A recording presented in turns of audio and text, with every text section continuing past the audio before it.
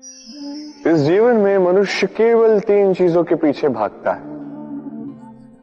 छाया अर्थात सहारा, संबंध, काया अर्थात सुंदर सुबल शरीर, और तीसरी मान अर्थात ऐश्वर्य।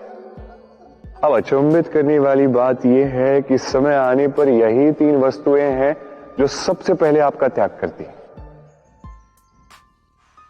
अंधकार में छाया आपको त्याग देती है, बुढ़ापे में काया आपको त्याग देती है, और अंत में ये माया भी आपको त्याग ही देती है। ये कुछ काम नहीं आता जिसके पीछे आप जीवन भर दौड़े जा रहे थे। यदि कुछ काम आता है तो वो है आपका प्रेम पूर्ण व्यवहार जो आपने संसार को दिया। ये प्रेम ही है जो अंधकार में दिया बनकर आपको प्रकाश देगा। ये प्रेम ही है जो बुढ़ापे में हाथ बनकर आपको शक्ति देगा, सहारा देगा। और जब आपके पास धन नहीं होगा तब यही प्रेम आपको संयोग देगा। इसलिए इस जीवन में यदि कुछ कमाना है तो केवल प्रेम कमाएं। यदि आप भी मेरी भांति दूर की सोचते हैं तो केवल प्रेम कमाएं, और आप इसी प्रेम के साथ कहीं राधे राधे। संसार में नियति बहुत कुछ निश्चित करती, जैसे हर एक वस्तु की सीमा। शरीर से जाने वाला जल, उसकी सीमा भी ये नियति निश्चित कर चुकी है। कैसे? देखिए, यदि आपने उचित समय पर परिश्रम करके अपना पसीना नहीं बहाया तो कुछ समय पश्चात आपको अश्रु अवश्य बहाने,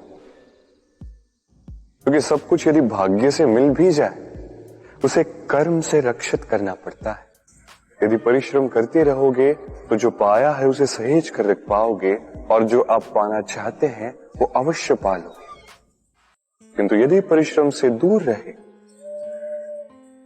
तो जो पाया है उसे तो खो ही दोगे, और जो पाना चाहते हैं उसका तो प्रश्न ही नहीं होता, और बहाओगे तो केवल अश्रु। अब चयन आपका है, क्या बहाना चाहेंगे? पसीना या अश्रु? राधे राधे। कभी आप किसी झरने के पास बैठिए और बस ध्वनि सुनिए।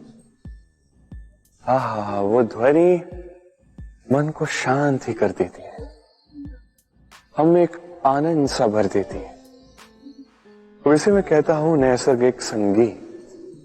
कभी सोचा है ये संगीत उत्पन्न करने के लिए जल को कितने परिश्रम करने पड़े, क्या कुछ करना पड़ा?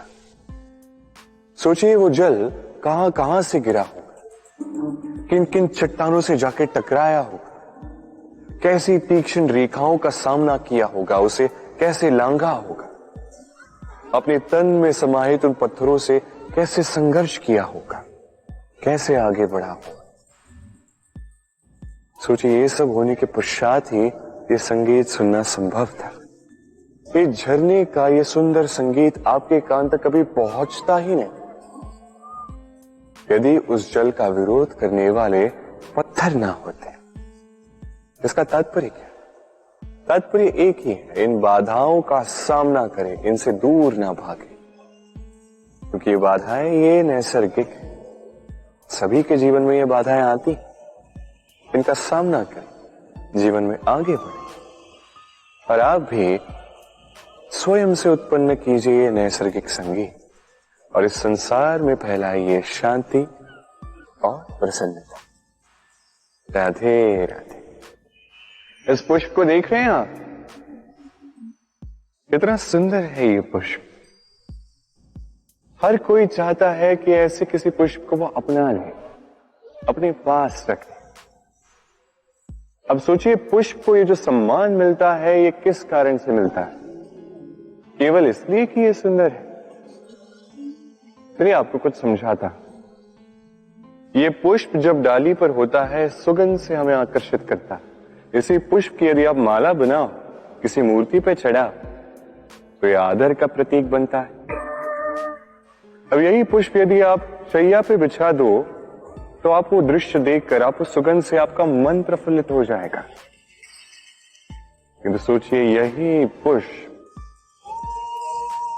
यदि ये आप अर्थी पर सजाते हैं तो इस पुष्प का कोई सम्मान नहीं करता। कैसी बात है? वही पुष्प है, इस परिस्थिति में इसे सम्मान मिल रहा है, इसमें नहीं मिल रहा। क्यों? क्योंकि यही छिपी है एक महत्वपूर्ण सीख। इसका सार ये है कि सम्मान व्यक्ति या वस्तु का नहीं किया जाता, सम्मान किया जाता है समय और स्थिति का। अब समय जो है, समय हमारे वश में तो है नहीं, हमारे वश में है स्थिति। हमारी स्थिति कैसी होगी इसका निर्णय स्वयं हम लेंगे, और जैसी हमारी स्थिति होगी वैसा हमारा सम्मान होगा। तो आइए मेरे साथ प्रेम से कहिए, राधे राधे। सफलता, सफलता कौन नहीं पाना चाहता?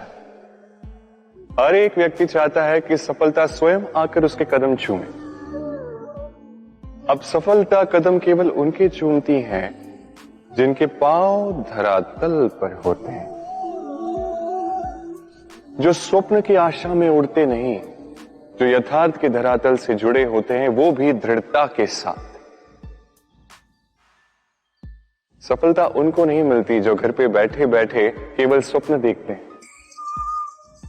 सफलता स्वयं चलकर उनके पास जाती है, जो निरंतर प्रयास करते हैं, जो परिश्रम करते हैं और अपने इस जीवन को दूसरों के लिए स्वप्न बनाकर दिखाते हैं। तो चयन आपका है।